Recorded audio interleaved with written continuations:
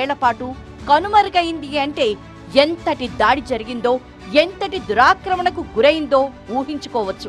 నలంద చుట్టుపక్కల ఉండే కనీసం 200 గ్రామాలని సైతం ఖల్జీ సేన వశపరుచుకుని నలంద ఆచూకీనే లేకుండా చేసింది. 100 ఏళ్ల పాటు నలందను వెతుక్కుంటూ వచ్చిన వారే లేరు. అంతలా నాశనం చేశాడు ఖల్జీ. 1812లో స్కాట్లాండ్కు చెందిన ఆర్కియాలజిస్ట్ బీహార్లో తవ్వకాలు జరిపి ఇదే నలంద యూనివర్సిటీ అని చెప్పే వరకు ఈ ప్రపంచానికి దాని చిరునామా కూడా తెలీదు. క్రీస్తు శకం 427లో ఒక లైబ్రరీకి 9 అంతస్తుల మేడ కట్టారంటే ఇక ఆ యూనివర్సిటీ ఎంత పెద్దగా ఉండేదో అర్థం చేసుకోవచ్చు. 9 అంతస్తుల నిండా పుస్తకాలు, తాళపత్ర గ్రంథాలు ఉండేవంటే ఎంత విజ్ఞానం అక్కడుండేదో.